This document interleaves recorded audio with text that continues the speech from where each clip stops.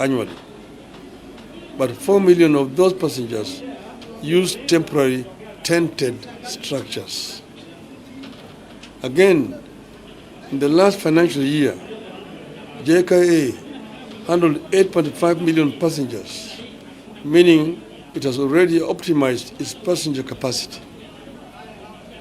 Its runway that is designed for 35 movements per hour is already doing 21 movements and is set to operate fully in full capacity by 2028, 4 years from now. Time is definitely running out for the overhaul, modernization, and expansion of the JKIA.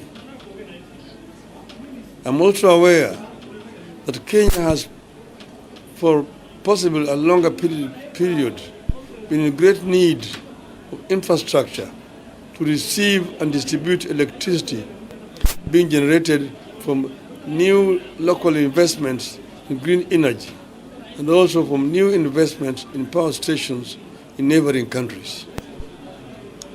I knew this when I was even Minister for Energy. The country has $500 billion US financing gap for the 20-year transmission master plan that is estimated at $5.3 billion US. In the meantime, with inadequate transmission capacity, insufficient evacuation capacity, system reliability, technical losses due to overloading of existing lines, and limited transmission coverage in remote areas.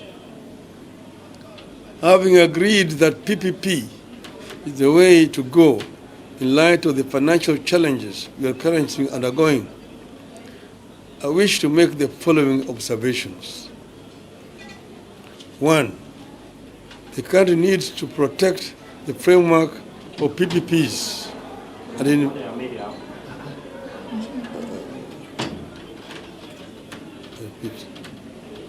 the country needs to protect the framework of PPPs and the investors that show interest in putting money into our public services and utilities.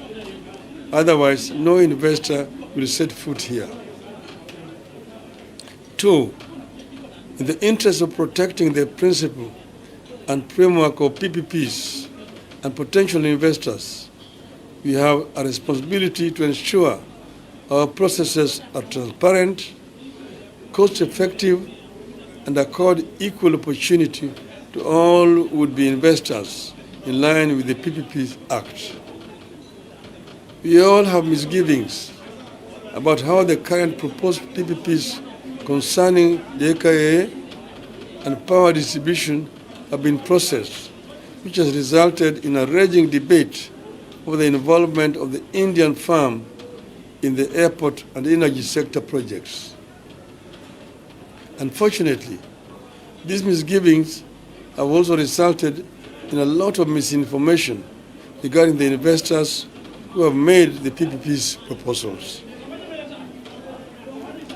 I have had a chance to interact with the PPP proposals in question. It is my duty to state what I know about them. When I was the Prime Minister of Kenya, I was introduced to the company and its activities by the Prime Minister Narendra Modi, while he was then the Chief Minister of the state of Gujarat.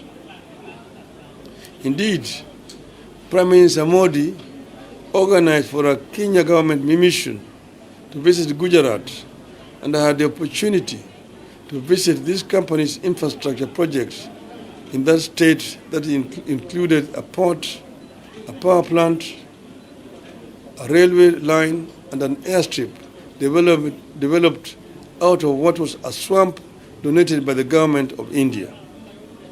I'm talking about Adani group of companies.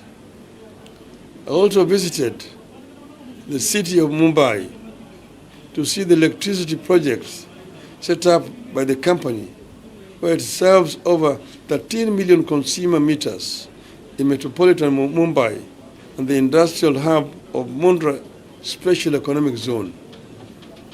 Adani Energy Solution Limited has a cumulative transmission network of 21,783 circuit kilometers of power transmission lines and 61,687 megavolts ampere transmission capacity. The company owns more than energy infrastructure than Kenya, Uganda, and Tanzania combined.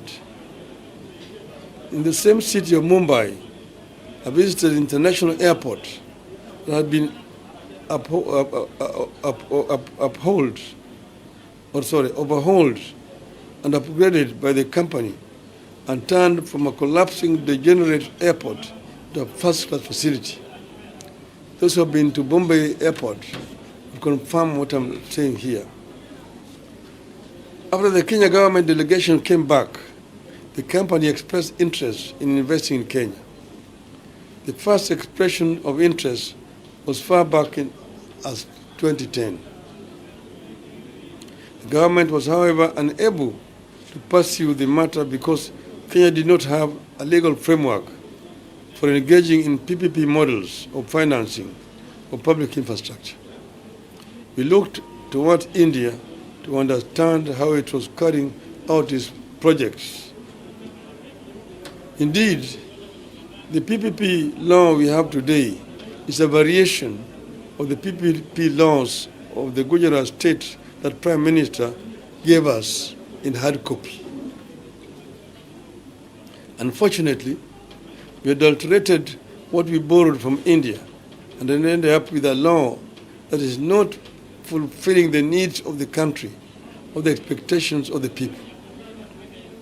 The law is also not facilitative to interested investors, especially knowing that all our neighbors are in competition with us to attract foreign partners in public infrastructure. We must change the way we address our planned PPPs if we are to protect the current positioning of Kenya as the most profitable and reliable destination for PPP programs, and at the same time ensure that the interests of the people of Kenya are protected. To secure and safeguard our national interests in PPP models of development, we must A, choose the appropriate PPP model that works best for the people of Kenya. PPP models do not have to fall into templates, and we should design our models to cater for the specific realities about our projects, our contributions, and our expectations. B, ensure our models provide for the distribution of the PPP burden fairly between the people of Kenya and the investors. Kenyans cannot be made to bear all risks in the PPP projects. Kenyans can guarantee break-even returns, but never commercial profit. C, we must establish irreducible minimum terms in our PPEs, including the recognition of the jurisdiction of Kenyan courts, recognition of the application of the laws of Kenya, recognition of the terms and conditions of labor in Kenya, recognition of environmental protection. D, we must ensure that there is a viable publicly financed alternatives for the general public for every PPP project that requires any form of premium payment for use. We must ensure that the discharge by investors of their responsibilities under PPP is secured by performance bonds guaranteed by credible banking institutions. But as we do the above, we must remember that PPP proposers are businessmen and participate in these projects to make profits. And we must also remember that we are not the only investment destination in the world, and that if we have punitive terms, investors will simply go to the next country. Given the current financial status of the country, PPP is the only way out of cash incentive projects for these projects. If we plant doubts in our capacity to handle the PPPs, we must be prepared for a prolonged period of development drought and risk being overtaken by our neighbors.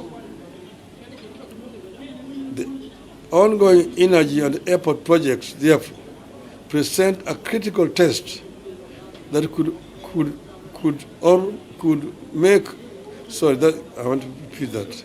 The ongoing energy and airport projects, therefore, present a critical test that could make or break our ability to compete in the field of infrastructure development for a considerable period. I urge all agencies concerned to address all the concerns raised by Kenyans on these projects and ensure that we do not spook foreign capital away from the Kenyan economy. End of statement. The statement is about PPP, and if you have any question, let it be related to that. Do you have any questions? Yes, your name and the media. My name is Prabhakash. I work for KK4 TV. Maybe your take on the Adani takeover as being promoted by the public. Maybe what you advise to the government? Should the government go ahead and do the project, or what you are taking? As you see, there have been quite a bit of innuendos about Adani. And I've explained that this is a reputable company, by my knowledge. And this company actually has done very many PPP projects. I mentioned that we visited India at the invitation of then Chief Minister of State of Gujarat, Narendra Modi. And he introduced us to several Indian conglomerates. Adani was one of them. One was Mr. Ratan Tata, who was also there at the conference that we attended. And then we visited a project that was done through a PPP by Adani in a place called Mundra. This was a marsh land next to the sea. 5,000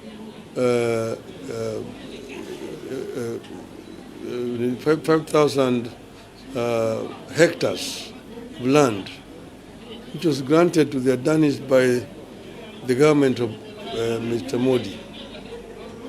They drained the swamp and constructed a deep sea port to import coal from Indonesia. And then they put up a power plant, coal-fired, 4,600 megawatts in that place. The Tata Group then also came and put up another second power plant, another 4,600 megawatts, a total of 9,200 megawatts of power in that same spot only. Not only that, they also built a railway line, 100 kilometers, to connect that port to the major railway network. A sleeping village of 5,000 people mushroomed to become a town of 200,000 people, as many industries rushed to go and invest in that place. They also built an airport in that same place. This was a real success story of a PPP. Then also the Bombay airport, which had been fly-infested international airport. When it was given through PPP, they took it over and converted it into a very modern, first-class airport today, it is today. The same thing with the airport in Delhi. So what I'm trying to say is that we've seen firsthand what some of these companies are able to do, what PPP can do to an economy. And therefore what I'm trying to say is not to try to ostracize PPP as a concept. It's a concept that has worked very well around the world. And I'm only saying that there needs to be transparency in dealing with these issues. Otherwise, you're likely to try to condemn very reputable companies. As we see stories like Adani Gate. Adani company conglomerate is worth over $200 billion. It cannot be an Adani Gate. Deal with issues as they are. If some people have made mistakes, let them own up that they made some mistakes. But do not begin to condemn innocent companies who are basically doing normal commercial transactions. My name is from NTV. Does the country currently have a legal framework? So big loud. My name is from NTV. Does the country currently have a legal framework for the PPP? And again, what's the position of the public participation process? This is a PP, as a story I mentioned to you, that Mr. Modi gave us the Indian PPP Act. He brought it here. We presented it to the cabinet. It was approved. It was given to the then Minister for Finance to go and originate a cabinet memo and bring it back. The minister took it then to the mandarins in the treasury. They manipulated it completely, and when they brought it back, it was a different animal for the one that we had come with from India. They had put so many controls, and I said at that time that I was sure that no private company would come under those circumstances. And in 2019, when I was chair of Finance Committee, we amended it to remove some of those controls. Yes, because it's saying in 2019, that was nearly 10 years later, it was amended and removed some of those restrictive conditions. So what we have today is an improved version of what we had come up with. What had been mutilated from what we came up with from India. So what we are trying to say is that it's a work in progress. What is today is much more attractive. And that's why you can see that several other private companies are ready to come to the country. Public participation? Yeah, public participation, you see, is fine. People will be asked. But you cannot do this indefinitely. It's not done anywhere in the world, even in the USA, in India, and so on. This idea of public participation is being taken out of context in this country. Kuna swali moja la Kiswahili kwa ufupi. Mheshimiwa Raila, umeeleza kwamba hii ya pipi ni nzuri sana kwa sababu ni manufaa kwa business na uwezo. Lakini wakati mkujiuliza, Mheshimiwa Raila amechukua muda mrefu hasa kucomment on the same issue. Kwa mtu wale wasema kwamba pengine baba pengine bila bila kama ni nini. Has it taken long for you to What do you mean? It's out of way. Let me say it's long. Today, no, I will talk when I want to talk. This is now the time for me to talk. That's why I've talked. But I think that's enough. Asante. Very good. Hakuna public participation kwa PPP. Hakuna public participation kwa PPP.